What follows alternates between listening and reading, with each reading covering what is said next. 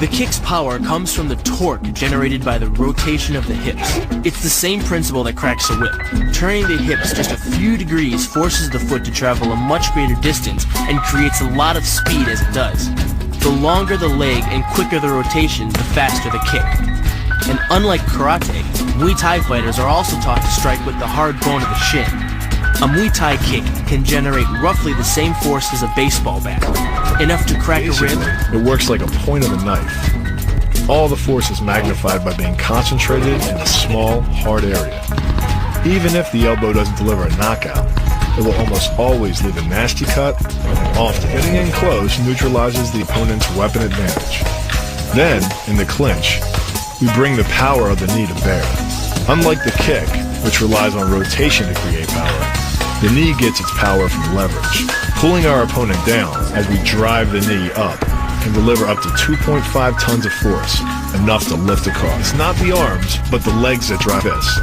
Like a piston, the explosive power of the legs is capable of generating hundreds of pounds of force, all to a very vulnerable area, the soft underside of the opponent's jaw. Like the Hanuman move, the flying knee relies on the explosive power of the legs. But rather than spread the power of our blow over two fists, it concentrates it into the spear point of the knee and combines it with the force of gravity. It's the equivalent of hitting our opponent in the chest with a sledgehammer. It works on a concept called the couple. Basically, it's two levers linked at a single fulcrum, the elbow lock.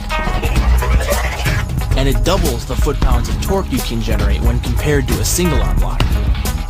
There's more than enough force to flip an opponent to the mat or dislocate his elbow. Using the twisting motion of the torso to drive the strike, the business end of the hardwood fighting stick can quickly accelerate to more than 25 miles per hour. On contact with the skull, the energy is enough to cause a depressed fracture. It's the same injury-producing force as being hit in the temple by a hammer. Mali relies on something called a flexion moment, imparted to the neck to do damage. An average man's neck can withstand about a 140 foot-pound flexion moment. Beyond that, soft tissue and even vertebrae can be crushed. By bringing your weight down fast, this move could easily deliver twice that amount of force. And it wouldn't just end a fight. It could leave your opponent paralyzed or dead. The opponent's neck is exposed. But because of the close range, the hand doesn't generate a huge amount of force. It's enough to stun, but probably not enough to cause severe injury. But replace the hand with a weapon, a stick or a knife, as you would in combat, and this could become a kill shot. The kick's power comes from the snap of the knee. The snap is created when the quadricep, the largest muscle in the body, contracts and pulls the tendon connecting to the foot over the knee. Using the knee as a pulley, the strength of the quad is enough to accelerate your foot to speeds close to 30 miles per hour. Because the area of impact is focused on a small part of the foot, it magnifies the force of the blow, making it capable of dropping 1,000 pounds of force on your head. It's like getting whacked in the head with a Louisville Slugger. Works by taking the opponent's blow at an angle, which deflects the energy of the blow away from the vulnerable torso. The harder you block, the further his blow will be deflected, and the more open he'll be to a counter strike. Rotating your fist 180 degrees right before it strikes the intended target. The twisting snap of the arm maximizes the speed of the punch and magnifies the force of the blow by concentrating the impact on the first two knuckles of your hand.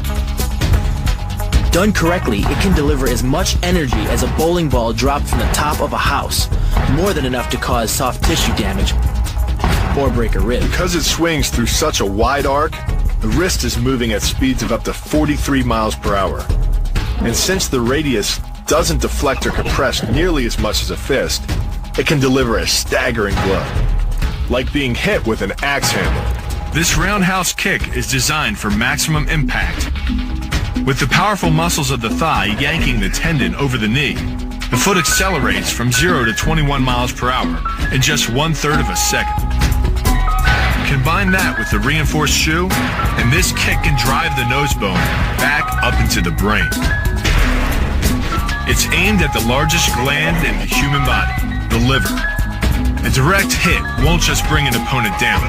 It can rupture the gland, causing severe internal bleeding. But the liver is well protected by the rib cage, so the kick must be accurate to within half an inch. In this move, the forward propulsion of the hips, combined with the piston motion of the lower leg, can send well over 700 pounds of force directly through the rigid bone of the heel. This impact won't just knock an opponent down.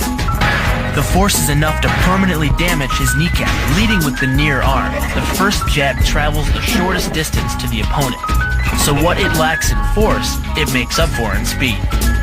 The second punch, utilizing both the twist of the shoulders and the forward momentum of the kick, can carry over 4 times as much impact. And just a few hundred pounds of force to the temple is enough to cause a knockout. This move uses the same principle as a throw in judo, off-balancing your opponent and then using his momentum to send him down. But it's much more aggressive. The sweep here is actually a strike to one of the